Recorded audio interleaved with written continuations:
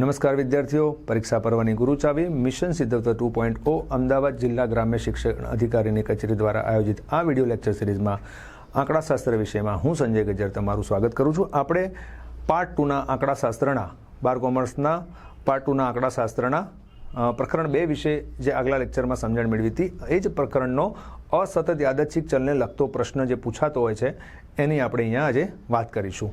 તો એવા પ્રશ્ન માટે અસતત ચલના યાદચ્છિક ચલના વિતરણ માટે જે મુદ્દો પૂછાય છે એમાં આ રીતનો પ્રશ્ન એક મેં લીધો છે. પુસ્તકનો જ પ્રશ્ન છે, પુસ્તકનું ઉદાહરણ 6 છે, રાઈટ. તો અહીંયા તમને પી ઓફ એક્સ એટલે કે અસતત યાદચ્છિક ચલનું એક સંભાવના વિતરણ તમને ઓલરેડી ગણીને આપ્યું છે કે પી ઓફ એક્સ બરાબર સી ગુણ્યા 4p2 આપેલું છે. અને આ જે અસતત ચલનું સંભાવના વિતરણ આપ્યું છે એમાં એક્સની કિંમતો તમને 0 થી લઈને 4 સુધીની આપેલી છે, બરાબર. તો આ માહિતી પરથી તમારે સી મેળવવાનું છે, બીજું મધ્યક અને વિચરણ પણ મેળવવાનું છે, રાઈટ. ચોપડીનું ઉદાહરણ 6 છે, પ્રકરણ 2ની વાત થઈ રહી છે, બરાબર. તો સૌથી પહેલાં તો સીની કિંમત મેળવવાનો કેવી રીતે મેળવીશું? તો એવો નિયમ છે કે અસતત યાદચ્છિક ચલ માટે એટલે કે એક્સ જે કહીએ છીએ આપણે એને, બરાબર છે, અસતત યાદચ્છિક ચલ માટે એવો નિયમ છે કે એની તમામ કિંમતોની સંભાવનાઓનો સરવાળો કેટલો થતો હોય છે? 1 થતો હોય છે. એટલે પી ઓફ 0 એક્સની અહીંયા કિંમતો તમને આપેલી છે, પી of 0, P of 1, P of 2, P of 3, P of 4, એક્સની બધી જ કિંમતોની સંભાવનાનો કુલ સરવાળો 1 થશે. પી ઓફ 0ની જ્યારે આપણે વાત કરીએ તો આ જે પદ છે અહીંયા તમને સંભાવના માટે કયું પદ લેવું, પી ઓફ 0 લેવા માટે કરવું શું, સૂત્ર કયું લેવું? તો સૂત્ર તમને અહીંયા આપેલું છે અસતત ચલ માટે. તો પી ઓફ આ સામાન્ય સૂત્ર નથી, દરેક દાખલામાં જુદું જુદું સૂત્ર આપેલું હોઈ શકે છે. તો જે સૂત્ર આપ્યું હોય તે પ્રમાણે આપણે એક્સની કિંમત એમાં મૂકવાની.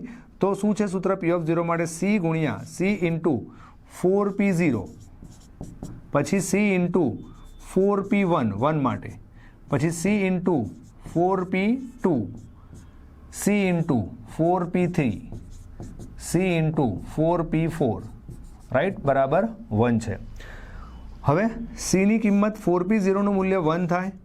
આ ક્રમચય સંચય 11મા ધોરણમાં પ્રોપર તમે ભણ્યા હશો તો તમે આ કિંમતોને સમજી શકશો, બરાબર છે.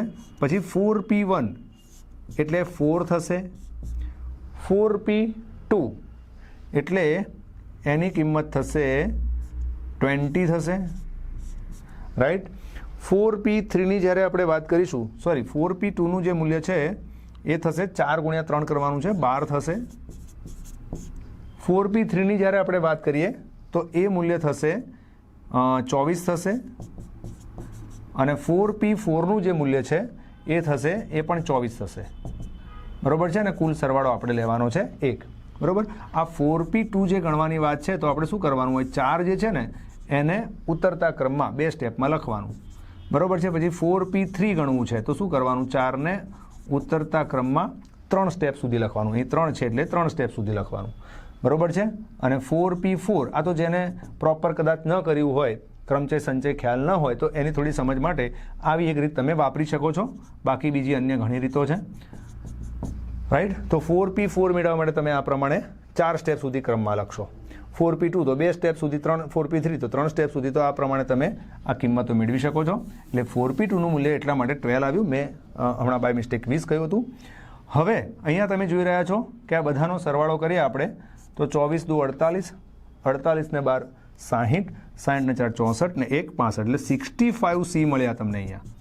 અને બરાબર સામે 1 છે એટલે સીની કિંમત થઈ ગઈ કેટલી? 1/65 થઈ ગઈ, રાઈટ. તો આ પ્રમાણે તમને અહીંયા સીનું મૂલ્ય મળી ગયું. હવે કરવાનું છે શું કે સીનું મૂલ્ય મળી ગયું તો તમારે હવે મધ્યક અને વિચરણ લાવવાના છે. પણ એના માટે તમારે પહેલાં શું લાવવું પડશે? સંભાવના વિતરણ લાવવું પડશે. હવે સંભાવના વિતરણ લાવવાનો અર્થ શું છે કે તમારી પાસે ચલ એક્સની કિંમતો અને એની સંભાવનાઓ, આ ચલ એક્સની કિંમતો અને એની સંભાવનાઓનું એક કોષ્ટક બનાવવાની વાત થાય છે, બરાબર છે. તો ચલ એક્સની કિંમતો 0, 1, 2, 3 અને 4 હતી, બરાબર છે. આમની સંભાવનાઓ આપણે આમની સામે લખવાની થાય છે. તો પી ઓફ 0, તો પી ઓફ 0 બરાબર કેટલા હતા?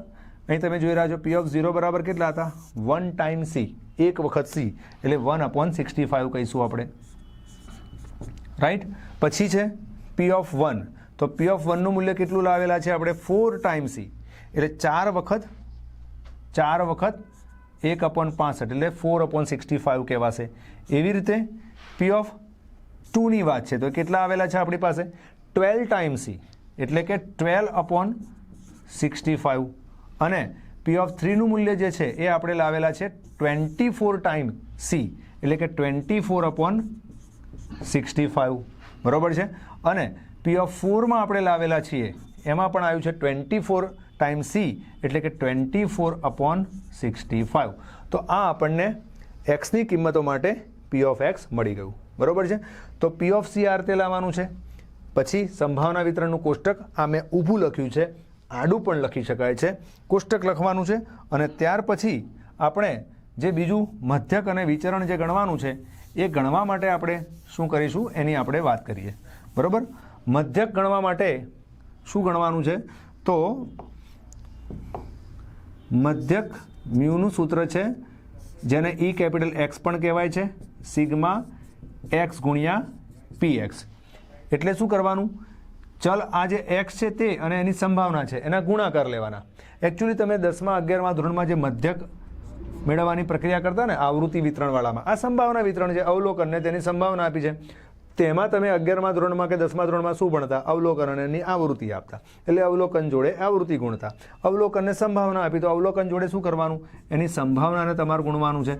એટલે આ બધાના જે ગુણાકાર આવે એ ગુણાકારોનો પછી સરવાળો કરવાનો છે, રાઈટ બરાબર.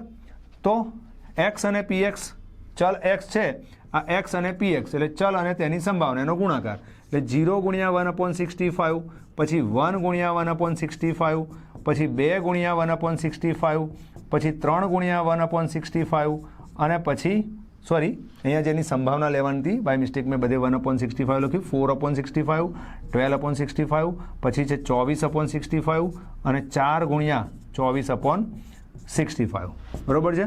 આ કિંમતોનો આપણે ટોટલ કરવાની જ્યારે વાત કરીએ તો બધાનો છેદ તો કેટલો છે 65 છે. અહીંયા 0 4 એકા 4 12 દુ 24 24 તરી 72 અને 24 ચોક 96 અને આ બધાનો આપણે સરવાળો કરી દઈએ છીએ એટલે આવે છે 196 રાઈટ અને /65. તો આ આવી ગયો મધ્યક બરાબર છે. એક્સ અને પીએક્સ જે છે એના આપણે ગુણાકારો કર્યા છે, એ ગુણાકારોનો આપણે સરવાળો કર્યો છે બરાબર છે અને અહીંયા આપણને મધ્યક મળી ગયો છે.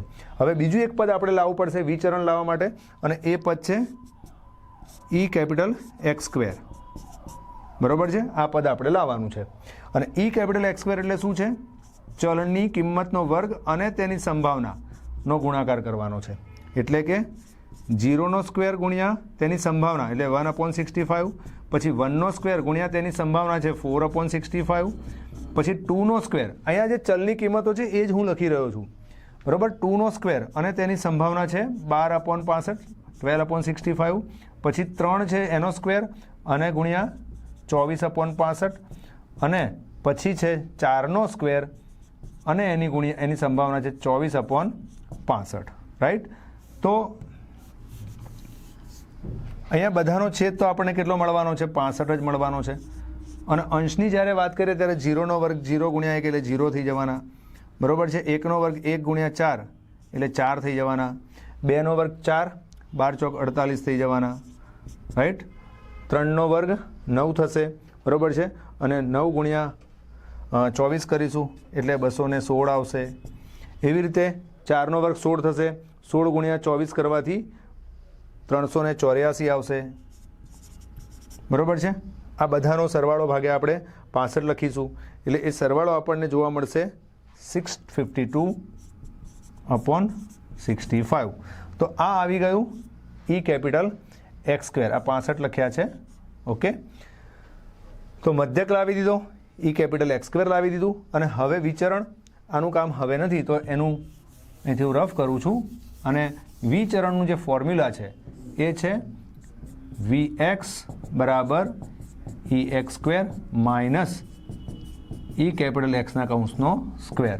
તો આ જે ઈ એક્સ સ્ક્વેરવાળું જે આપણી પાસે જે મૂલ્ય આવ્યું છે 652/65 માઇનસ ઈ કેપિટલ એક્સ જે આપણા આવ્યા છે 196/65 બરાબર છે.